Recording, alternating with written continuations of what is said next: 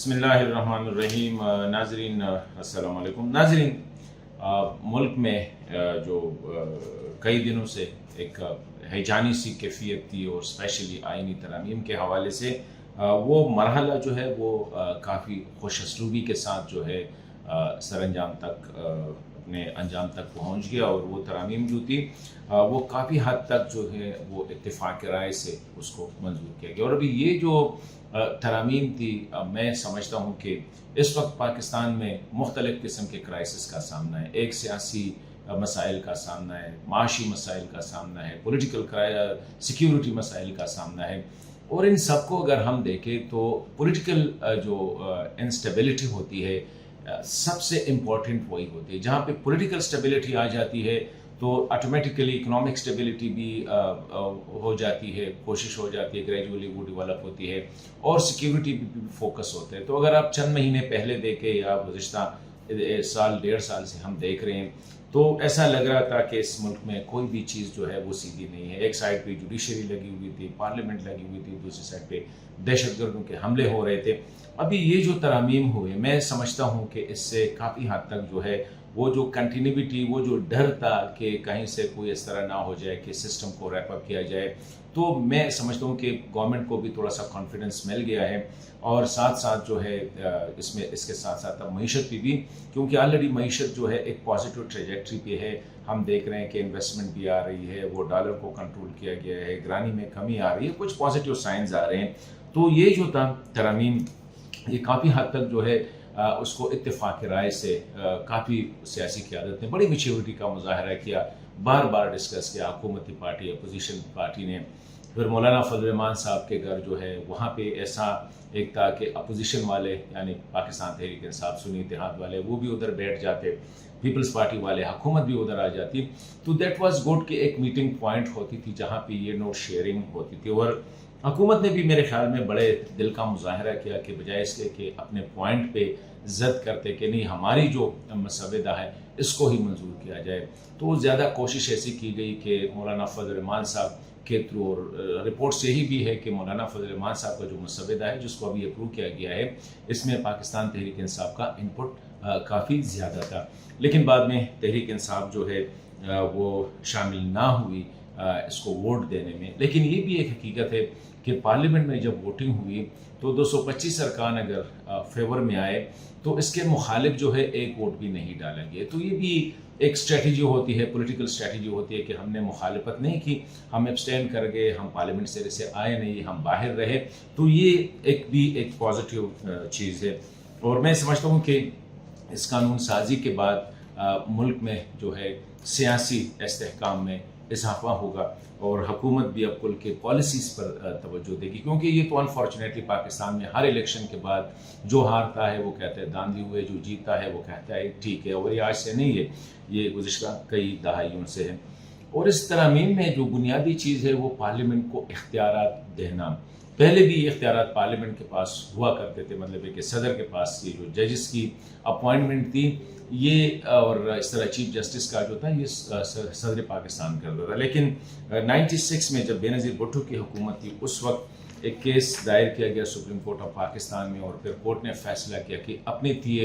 کہ یہاں پہ ایک سسٹم اڈاپٹ کیا گیا کہ جو سینئر آئے گا تو وہ چیف جسٹس بنتا جائے گا۔ لیکن اس میں کیا تھا، کوئی 1 مہینے کے لیے، کوئی 2 مہینے کے لیے، کوئی 3 مہینے کے لیے، کوئی سال کے لیے، اور کوئی 10 سال کے لیے، مطلب ہے کہ کوئی یہ نہیں تھا، کوئی ٹینور نہیں تھا کہ یہ بندہ آیا وہ پلان کرے، ادارے کو چلائے، اور اس کو پتہ ہوتا ہے کہ میرا اتنا 3 سال کا عرصہ ہے، 4 سال کا عرصہ ہے۔ تو یہ ایک تھا۔ ابھی یہ ہو گیا کہ چیف جسٹس 3 سال کے لیے آئے گا، اور ٹاپ 3 میں جو ہے اس کا انتخاب کیا جائے، مطلب ایکولی کمپیٹنٹ ہوتے ہیں، ایکولی اس طرح ملٹری میں لیفٹیننٹ جنرلز ہوتے ہیں، تو وہ آلموسٹ اس کی کوالیفیکیشن، اس کی ٹریننگ، اس کی ساری چیزیں، لیکن پھر اس میں دیکھتے ہیں کہ ٹیمپرامنٹ کے حوالے سے حکومت وقت بھی دیکھتی ہے، پارلیمنٹ بھی دیکھتی ہے، اپوزیشن بھی، سب مل کے ان 1 2 3 میں سے ایک کا انتخاب کرنا پڑتا ہے۔ تو یہ اختیار واپس پارلیمنٹ کے پاس، اور پارلیمنٹ ویسے بھی کسی بھی جمہوری مملکت میں اصل اختیارات ہوتے ہیں پارلیمنٹ کے پاس، قانون سازی کے اختیارات ہوتے ہیں پارلیمنٹ کے پاس، آئین میں تبدیلی کے اختیارات ہوتے ہیں یہ پارلیمنٹ کے پاس ہوتے ہیں، اور سپریم کورٹ اس کی انٹرپریٹیشن کرتی ہے، ایگزیکٹو ان فیصلوں کی اس کی امپلیمنٹیشن کرتی ہے۔ تو ابھی یہ اس میں جو بنیادی چیز ہے وہ یہی ہے کہ چیف جسٹس بجائے اس کے کہ وہی کنٹینیو وہی ہوگا کہ سینئر موسٹ نہیں گی، 3 جو ٹاپ سینئرز ہیں ان میں سے 3 نام جائیں گے پارلیمنٹری کمیٹی کو، جس میں اپوزیشن اور حکومت یعنی جتنے بھی پارلیمنٹ میں نمائندگی رکھنے والے سیاسی جماعتیں ہیں ان کی متناسب نمائندگی بنیاد پہ ان کے نمائندے ہوں گے، اور وہ ان تینوں میں سے ایک کا نام جو ہے 2/3 میجارٹی سے یعنی اوورولمنگ میجارٹی سے جو ہے اس کو سلیکٹ کریں گے اور وزیر اعظم کے پاس بھیج کے تو وائس صدر جو ہے اس کو اپوائنٹ کریں گے۔ تو یہ ایک اچھی ہے اور اس سے ادارے میں جو ہے استحکام بھی آ جائے گا اور ہر ایک بندے کو پتہ کہ اچھی پرفارمنس ہوگی، بہتر ایڈمنسٹریشن ہوگی، مطلب ہے کہ بجائے اس کے پارٹیسانزم اس سے بچ کے تو ان کے چانسز ہو سکتے ہیں۔ یہ نہیں ہے کہ بائی ڈیفالٹ جو بھی کاک میں آ گیا وہ کاگ آف دا ویل جو ہوتے ہیں کہ جو بھی آ گیا وہ ایک پوزیشن پہ چلا جائے گا، تو نہیں، ابھی اور چیزیں بھی دیکھی جائے گی۔ اسی طرح ججز کی اپوائنٹمنٹ ہم نے دیکھا کہ بہت زیادہ اعتراضات ہو رہے تھے ججز کے اپوائنٹمنٹ کے، چیف جسٹس کے پاس اختیارات ہوتے تھے سوللی، تو وہ یہی تھا کہ کہیں سے کہتے ہیں مخصوص چیمبر سے لوگ لیے جاتے تھے جب ان کو انڈکٹ کیا جاتا تھا ہائی کورٹس لیول پہ، یا اپنے چاچے مامے وغیرہ والی چیز جو الزامات لگ رہے تھے، تو یہ ہو گیا کہ ابھی یہ نہیں ہوگا، جو نام آئے گا وہ جوڈیشل کمیٹی اور پھر پارلیمنٹ کی جوڈیشل کمیٹی اس میں جائے گا، وہاں پہ پھر پارلیمنٹیرین بھی بیٹھے ہوں گے، وہاں پہ بار کے نمائندے بھی ہوں گے، وہاں پہ جوڈیشری کے نمائندے ہوں گے، اور وہ دیکھیں گے کہ ہو ڈیزرو دا موسٹ۔ یہ نہیں ہے کہ کسی بندے کی عمر 45 سال ہو گئی اور اس نے 10 سال پریکٹس کی ہے تو وہ جیسی بھی پریکٹس کی ہے، اچھی ہے بری ہے، کسی کے چیمبر میں کی ہے، لیکن اس کی پرفارمنس کو دیکھ کے، ان کے جو کیسز لڑے ہیں اس نے، ان کے جو پیپرز وغیرہ ہیں ان سب کو دیکھ کے پھر اس کو جو ہے اپوائنٹ کیا جائے گا۔ جوڈیشل کمیشن کو ذرا کہ ججز کی بھی اکاؤنٹیبلٹی ہو جانی چاہیے، یہ نہیں ہے کہ ایک جج مہینے میں 10 فیصلے کرتے، دوسرا جج مہینے میں 50 فیصلے کرتے، تو کوئی اکاؤنٹیبلٹی 10 والا یہ کیوں اتنا سلو ہے، 50 والا جو ہے وہ اس کی پرفارمنس کو ڈیفینیٹلی اپریشیٹ کرنا ہوگا۔ کچھ ججز ہیں کہ 2 گھنٹے کے لیے چیمبرز میں آتے ہیں پھر چلے جاتے کیونکہ کوئی پوچھ گچھ نہیں تھی، ابھی یہ ہوگا کہ اس کی پرفارمنس بیس جو ہے نا اس کو دیکھا جائے گا، اگر وہ کام ٹھیک کر رہا ہے تو ٹھیک ہے، نہیں کر رہا ہے تو اس کو وارننگ دی جائے گی، امپروو کرو، امپروو نہ کیا تو اس کو پھر راستہ دکھانا پڑے گا۔ اور یہ ہر ادارے میں ہوتا ہے کہ پرفارمنس بیسڈ آپ کی جاب بھی ہوتی ہے، آپ کی سیلریز بھی ہوتی ہے، آپ کی پرکس اینڈ پریویلیجز پہ ہوتے ہیں، تو یہ جوڈیشل کمیشن کو بھی ذرا زیادہ ایکٹیویٹ کیا گیا ہے۔ اور میں سمجھتا ہوں کہ اچھی بات جو اس وقت ہے وہ یہ ہے کہ سارے ادارے، مطلب ہے کہ صدر، وزیر اعظم، عسکری قیادت، سب جو ہے ایک پیج پہ ہے، اور سب کا مطمع نظر یہ ہے کہ یار ملک میں کنٹینیوٹی آ جائے، پولیٹیکل سٹیبلٹی آ جائے، نظام کو چلنا دے، ہر ایک بندے کا اپنی باری آ جائے گی، آج نہیں کل، کل